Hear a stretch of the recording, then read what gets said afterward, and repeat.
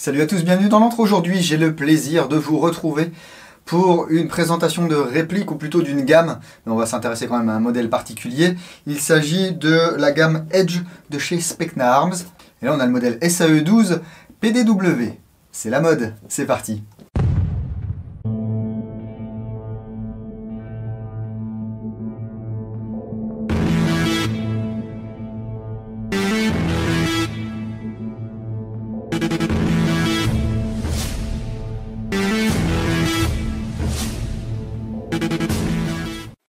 Et avant de rentrer dans le vif du sujet, j'aimerais remercier Specna Arms pour leur confiance et leur gentillesse. Ils m'ont envoyé un petit échantillon de cette gamme Edge. Donc il y aura deux vidéos, crac crac. Une sur les Edge normales et une sur les Edge avec la licence Rock River Arms. C'est une licence d'un constructeur américain, enfin un petit constructeur américain qui fait du custom sur des AR-15. On verra ça dans quelques jours, semaines, on verra. Alors, Specna Arms, qu'est-ce que c'est, qui c'est, où c'est, quoi c'est? C'est un peu secret. Non, c'est pas très secret. C'est une marque polonaise qui a été fondée il y a quelques années et dont les répliques sont fabriquées à Hong Kong selon leur cahier des charges. Alors lorsqu'on voit l'interne, lorsqu'on voit les blocs pop-up, etc., on se dit oh, putain ça ressemble à ci ou ça ressemble à ça. Effectivement, il n'y a pas 50 usines non plus qui font des pièces. Du coup, c'est de la sous-traitance et puis ensuite il y a un assembleur qui fait ça. Donc là, on a la gamme Edge, c'est la gamme la plus haut de gamme, on va dire, chez Specna Arms. Ce modèle SAE12 PDW, vous le trouverez par exemple aux alentours de 240-250 € TTC. Cette gamme ici est livrée dans une boîte noire avec le logo Specna Arms. C'est spécifié Edge. On a également le logo Gate avec le XASR installé par défaut. Le XASR, on en parlera un petit peu plus tard, c'est un petit MOSFET de chez Gate. Your Way of Airsoft. Bah tiens, c'est écrit là aussi. Super. Et puis ici, on va voir les 4 S de chez Specna. Satisfying Price, donc prix satisfaisant. Supreme Quality, qualité suprême. Les mecs ils vont pas dire que c'est du caca non plus. Hein. Spring Quick Change, changement de ressort rapide, et Spectacular Range of Models. C'est vrai qu'il y a quand même pas mal de modèles disponibles. Et ces modèles, on va pouvoir les voir ici. Ouais, je sais, c'est tout petit. En plus, je tiens ça à bout de bras, je tremble, j'ai pas de muscles. N'hésitez pas à visiter le site Specna Arms, le lien est dans la description. Comme ça, si vous êtes joueur et que vous voulez acheter une réplique, vous avez les différents distributeurs. Si vous êtes professionnel et que vous voulez devenir distributeur Specna Arms, vous pouvez les contacter et puis ensuite vous faites votre sauce les gars. Cette réplique de PDW est disponible soit en noir et beige. Ici j'ai le modèle noir. Et ben je vais l'ouvrir cette boîte. Oui, devant vos yeux ébahis. Voilà, vous voyez, il n'y a rien. Donc on a une protection en mousse. On a de la paperasse déjà. Un catalogue Specna Arms. Un certificat de qualité avec les tests de tir, voilà les conditions du tir et puis le petit tampon, le testeur ici, etc. Numéro de série unique bien sûr. Hein. État externe, contenu de la boîte, performance générale, 5 tirs entre 363 et 366 fps, à la 0,20, à 25 degrés, hop-up à 0. On a également une planche d'autocollant. Edge, ESA, etc. Alors ESA c'est Easy Spring Access. Alors, si vous voulez mettre des petits autocollants Specna Arms partout, pourquoi pas. Sur votre bagnole, sur votre mallette, pourquoi pas. Ensuite on a un manuel d'utilisation en français, en espagnol et en polonais. C'est du générique. Hein. C'est pas forcément ici pour la version PDW.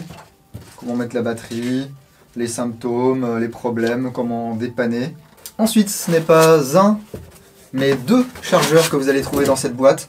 Chaque réplique est livrée avec 2 chargeurs S-Mag, donc Specna Mag. Voilà, ce sont des chargeurs en polymère, avec un petit grip sympa, motif sympa. Voilà, Specna Arms, 5,56 par 45. Specna Arms ici, c'est sympa, le petit logo. Ce sont des mid-cap, 125 billes.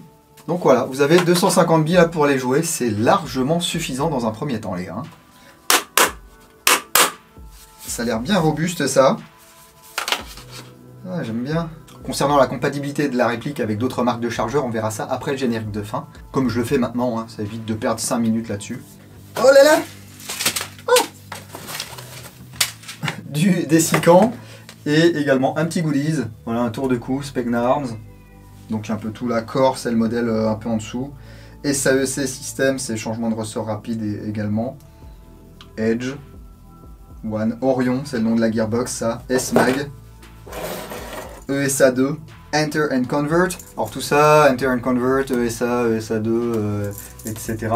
Ce sont des systèmes de changement de ressort rapide. Parfois il faut des outils, parfois il faut pas d'outils. Ça va dépendre des gammes et des répliques. Hein. Ensuite on a un ressort additionnel. C'est un SP90, enfin M90 ici. Voilà, ça me fait toujours penser à ces emballages Gardère qu'on avait il y a quelques années. Enfin, certainement que Gardère fait encore des ressorts. On a un grip également. Voilà, grip avant, une poignée. Du coup, si on veut parler français, voilà, si ça veut faire le point.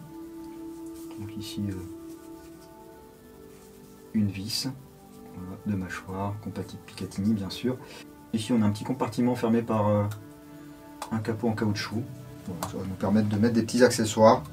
On dirait bien qu'on a une boîte assez sympathique là. Qu'ai-je d'autre dans cette boîte? Eh bien, ici, un adaptateur Tamiya Mini vers DIN. C'est du DIN large. Hein. Et la carte du XASR de chez Gate. Il s'agit des codes couleurs des LED qui vont permettre de savoir qu'est-ce qui ne va pas dans votre réplique ou qu'est-ce qui va bien si jamais ça s'allume en vert. Hein. Ensuite... Ah, c'est bizarre. Bon, par contre, il n'y a pas de tige de nettoyage. En tout cas, pas dans ce modèle. Par contre, il y a la réplique, je vais vous montrer ça tout de suite. Regardez ça comme c'est tout mignon. Alors, base AR15, bien sûr, hein, Specna fait beaucoup de base AR15. J'avais fait il y a quelques années maintenant, enfin au moins plus d'un an, une vidéo d'un G36 de chez Specna Arms. J'ai toujours pas fait la review écrite. Je suis à la bourre, c'est un truc de malade. Donc là, on a un petit modèle PDW sur base AR15. Alors, vous voyez, on a le petit certificat ici, enfin la petite plaquette Specna Arms. Qu'est-ce qu'ils nous disent? Félicitations pour avoir acheté un produit de Specna Arms, enfin des industries Specna Arms.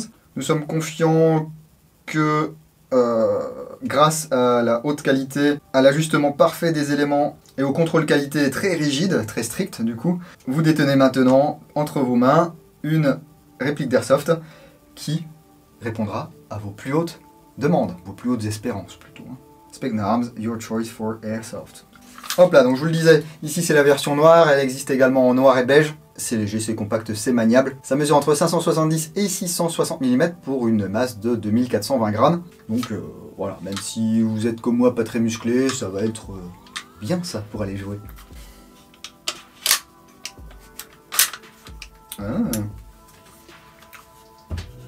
Dis bon, ah, c'est ambidextre ça. Alors on va commencer comme d'habitude par les marquages. Donc du côté ici du receveur inférieur, on va avoir les marquages Specna Arms. Voilà, avec le numéro de série unique. Le sélecteur de tir ici, 3 positions. Safe semi-auto. De l'autre côté, un hologramme d'authenticité. Vous voyez, le secteur n'est pas ambidextre et il n'y a pas de repère. Specna Arms Industries. Et ici, le numéro de série, le lot, etc. Et c'est à peu près tout pour les marquages. Alors, on a un petit hologramme au niveau de la gearbox. Je ne sais pas si vous allez pouvoir le voir. GF Corporation. Gunfire. Hein. Nie zrywać, je sais pas quoi, ne pas ouvrir certainement, sinon la garantie pète. Je l'ai ouverte, je n'ai pas cassé l'autocollant. Dites rien à personne. Hein. Donc il dit modèle PDW, dit cross assez spécial, genre PDW quoi. Une crosse rétractable avec des tiges en acier et ici un talon ou une partie arrière en plastique. Voilà, plastique assez dur, avec ici une texture qui agrippe un petit peu. Voilà, c'est pareil. Bon, globalement c'est confortable. Ah, disons pour une fois elles sont pas trop courtes. Ici le support est en métal également, on a une commande ambidextre, vous voyez ici un bouton d'un côté et un bouton de l'autre. Du coup on peut replier cette crosse, comme ceci. Ou alors selon votre morphologie, les plier sur position 2, position 3 ou position 4. La batterie bien entendu va venir se loger ici dans le tube. Alors ce que vous pouvez faire pour pas trop galérer, c'est ôter la crosse. Ici on appuie à fond et on la retire. Voilà, ça permet de voir ici qu'on a un emplacement QD, parce que là bien sûr on n'a pas d'emplacement pour mettre une sangle. Et là on va pouvoir dévisser cette partie, qui est en métal hein, également. Voilà, pour découvrir le contenu. Ici le MOSFET XASR de chez Gate. Alors je vais en parler maintenant du coup de ce XASR. C'est un petit MOSFET polonais, bien sûr, Gate c'est polonais. Donc une collaboration ici entre des Polonais et des Polonais, c'est sympa. Alors attention, ici pas de programmation, pas de capteur optique, pas de choses comme ça. Ça va être vraiment un MOSFET de protection, de diagnostic et qui va également améliorer la réactivité parce que votre chariot, qui est un chariot classique à l'intérieur de la gearbox, il va commander le MOSFET qui lui va commander l'envoi de courant. Donc plus de charbonnage, vous pouvez utiliser de la 11.1 là-dedans, il n'y a aucun souci. Et puis un autodiagnostic, alors ici on ne les voit pas, mais on a deux petites LED. Et grâce ici à la carte de diagnostic, on va pouvoir savoir s'il y a un souci, quel est le souci, et pouvoir le résoudre. Ça protège des inversions de polarité, des surtensions, enfin bref, il y a un fusible électronique. C'est sympa. Bon, par contre, il y a gros de fil. Chez Specna, on vous dit il vous faut une batterie qui fasse maximum 15 mm par 11 mm par 115 mm. Du coup, j'en avais une dans la boîte. Voilà, il s'agit des batteries de ce type. Voilà, Electro River. Et normalement, je devrais pouvoir tout faire rentrer là-dedans. Je suis pas certain. Alors, je vais essayer. C'est pas facile du tout, du tout, du tout.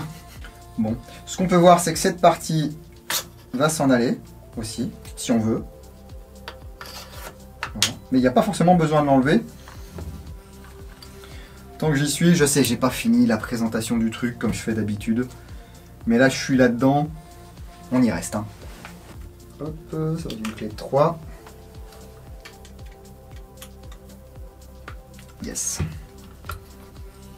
Vous voyez ici, il y a cette partie qui s'en va. Donc c'est le fameux système ESA, Easy Spring Access.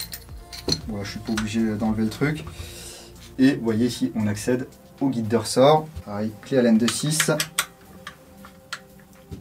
J'appuie, j'imprime une rotation de 90 degrés et je peux enlever le ressort. Ce qui permet de voir que le guide est sur roulement. Si je veux, je mets le M90, on verra les vélocités que ça sort tout à l'heure au chronie. Donc là, je peux changer mon ressort en quelques secondes.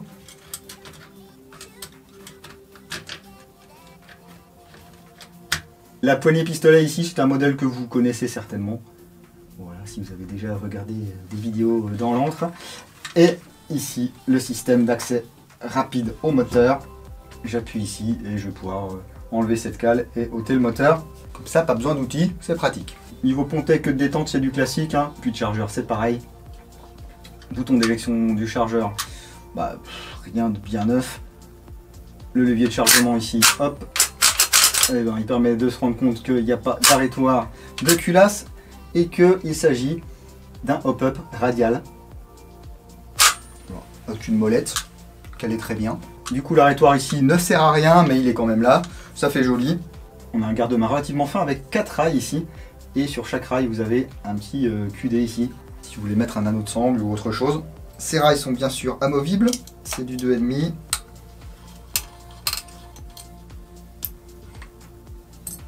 Et il s'agit de Keymode, ce qui fait que si vous ne voulez pas mettre d'accessoires ici et avoir un garde-main relativement fin, vous dégagez les 3 rails, je vous ai peut-être dit qu'il y en avait 4, c'est la fatigue les gars. Et ça permet d'avoir quelque chose d'assez low profile et on va pas se blesser sur les rails Picatinny. Donc ça c'est pas mal, ils sont pas fixes, ça permet de moduler notre réplique selon nos envies. Alors niveau cache-flamme par contre il n'y a rien de spectaculaire, c'est un cache-flamme classique, voilà type AR15. 14 mm anti-horaire. Vous allez pouvoir loter pour mettre n'importe quel accessoire compatible, que ce soit un traceur, que ce soit un modérateur de son, que ce soit un autre cache-flamme. C'est à vous de voir. Et puis on a un rail qui fait toute la longueur ici, sur lequel sont fixés des organes de visée flip-up en plastique. Voilà. Alors l'outil de réglage n'est pas fourni dans la boîte. Ici on a deux petits pip sights au niveau de la hausse. Et puis on va pouvoir ici régler la dérive grâce à cette petite molette. Elle est très très ferme. Vous entendez les clics? C'est sympa ça. Bon, ça dépanne, la prise de visée est standard pour ce genre de réplique. Si vous voulez mettre un point rouge, forcément vous avez la place pour mettre un point rouge. C'est pour ça aussi que les plateformes type AR15, M4, etc. sont très très populaires. C'est parce qu'on peut mettre tellement de choses dessus et on peut la personnaliser, pas à volonté, mais presque. Donc effectivement, il y en a beaucoup sur le marché, il y en a beaucoup dans l'antre. Des fois on fait des overdoses, mais c'est ça qui fonctionne les gars. C'est pour ça que les marques en sortent toujours plus. Donc voilà pour cette petite SAE12 PDW. Je vais lui remettre une petite batterie, on va voir comment ça se comporte. Je peux lui mettre sa poignée. Bon ça par contre c'est pas du quick detach etc. Ou du quick ce que vous voulez. pourquoi pas. Vous voyez ici au niveau du look. Ça plaît pas. C'est un petit peu la mode du PDW depuis quelques années là. Je vais lui mettre aussi son chargeur. Bah oui, qu'on ait le look global. Voilà. Il y a un tout petit jeu au niveau du chargeur. C'est pas méchant. Hein. J'ai tiré avec, ça feed. Ça tire des billes. Pour moi, c'est l'essentiel.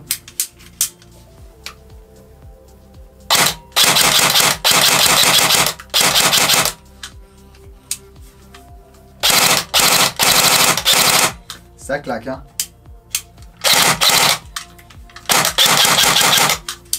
Écoutez, pour un chariot classique, ça va. C'est même un poil plus réactif qu'un chariot classique, étant donné que là, on va être piloté par le MOSFET. Forcément, c'est pas une grosse batterie à l'intérieur, hein. C'est une 11 volts 1, 1200 mAh, peut-être bien.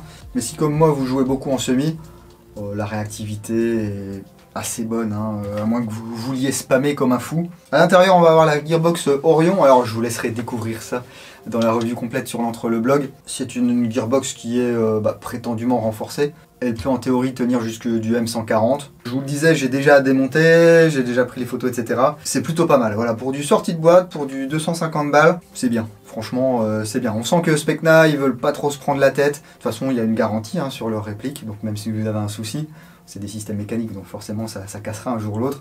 Mais vous avez un piston avec une crémaillère en acier, vous avez un nozzle en alu avec un joint torique, vous avez des roulements, je crois que c'est du roulement de 8 mm, des engrenages en acier. La gearbox est pas trop mal calée d'origine, elle est étanche, donc que vous soyez débutant ou pas trop débutant, vous prenez ça, vous le sortez de sa boîte, vous allez en jeu, vous n'êtes pas embêté. Le pire qui puisse vous arriver, c'est que vous soyez un petit peu au-dessus au niveau du chronier, vous mettez le ressort M90 et puis c'est parti. Hein. Et en parlant de ressort et de chronie, on va y aller et on se retrouve après pour la conclusion.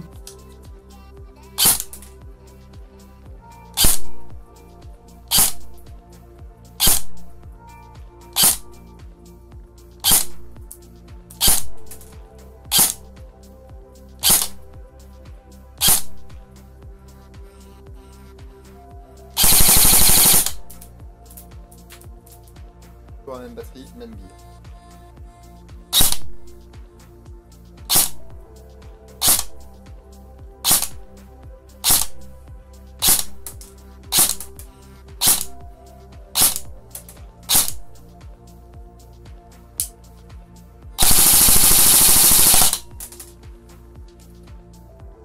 Mais écoutez, c'est pas mal, hein. Ces deux ressorts apportent une versatilité certaine à cette réplique. On va pouvoir aller jouer dehors, on va pouvoir aller jouer en CQB. Alors certains regretteront peut-être le fait qu'on ne soit pas exactement à 349-350 fps pour leur association préférée. On trouve des ressorts à moins de 4 € les gars, donc ça va pas être la misère pour adapter cette réplique à votre type de jeu et à votre terrain. Bon bah avec cette petite 7.4 c'est pas trop mal, hein. On va être entre 12 et 13 bisecondes. Pour moi c'est largement suffisant, je fais pas de speedsoft, je fais pas de compétition. Et en partie je spam en général pas comme un abruti, j'essaie plutôt de viser pour toucher mon adversaire. Je tire pas en cloche, je règle pas mon hop-up pour que la bille monte à fond histoire de gagner 4 ou 5 mètres. En fait ça s'appelle du fair play et être réglo les gars. Donc non, très content de cette petite Specna Arms. En version PDW, vous achetez ça, une batterie, des billes, vous êtes prêt pour aller jouer, il n'y a pas besoin de se prendre la tête. Je vous le disais également en interne, c'est pas mal pour le prix. Il y a également le petit MOSFET de chez Gate. Je pense qu'ils ont compris ce que les joueurs voulaient. Voilà, une boîte dans laquelle on trouve quasiment tout pour pouvoir aller jouer, les accessoires, etc. Effectivement, ça ne plaît pas forcément à tout le monde. Ce type de poignée, par exemple, il y a des gens qui sont pas fans, et ben vous allez mettre autre chose, c'est pas grave. De toute façon, on le sait bien que dès que vous recevez une réplique, tout ce que vous voulez, c'est mettre votre petite touche dessus. Mais c'est pour dire que si vous commencez l'airsoft, si vous savez pas quoi acheter, que vous avez un budget entre 200 et 300 €, que vous voulez pas forcément acheter une réplique en plastique, en nylon fibré, et ben vous avez une gamme de répliques là chez Specna Arms qui peut vous apporter ce que vous recherchez. Voilà. N'hésitez pas à me dire ce que vous pensez de cette réplique en particulier, de Specna Arms en général, si vous avez des répliques Specna Arms. Je sais qu'il y a certains d'entre vous qui ont des répliques Specna Arms depuis des années et qui en sont très contents. Bah dites-moi si vous êtes content, dites-moi si vous n'êtes pas content, si vous avez eu des problèmes avec, si vous avez eu besoin du SAV. Partagez, ça intéresse tout le monde, ça intéresse les joueurs indécis, mais faites-le dans la correction et la bonne humeur, sinon, ban. N'hésitez pas à mettre un gros like sur cette vidéo, ça fait toujours plaisir. Vous pouvez tiper également, voilà. Il y a un lien ici pour tiper, vous pouvez tiper gratuitement si vous êtes en France. Pour l'instant, pour l'étranger, c'est pas implémenté encore, j'espère que ça viendra bientôt. Alors, il s'agit pas de laisser des dizaines d'euros les gars, hein. Je crois que les types, le premier c'est 10 centimes. Et pour les sondages, c'est entre 1 centime et 1,30 € on va dire, mais souvent c'est entre 1 centime et 5 centimes. Donc imaginez si chaque viewer allait tiper pour 1 centime, j'aurais plus besoin du tout de m'en faire pour l'antre. Mais je sais, certains d'entre vous ne veulent toujours pas laisser leur adresse mail ou des données personnelles, alors qu'ils sont inscrits à tout un tas de réseaux sociaux qui revendent les données personnelles. Je ne vous en veux pas et je vous rappelle que même si je fais mon petit laïus à chaque vidéo, le type n'est pas obligatoire. Vous êtes à peu près 0,1% à tiper, donc si je comptais là-dessus, ça fait belle lurette que la chaîne serait fermée. Vous pouvez bien sûr retrouver toute l'actu de l'antre sur la page Facebook ainsi que sur www.l'antredudingo.com. On va se quitter sur un flyby de ce PDW de chez Specna Arms. Si vous allez jouer ce week-end, n'oubliez pas, jouez sérieusement, mais sans vous prendre au sérieux. Et moi, je vous dis à bientôt dans l'Antre du Dingo. Bise.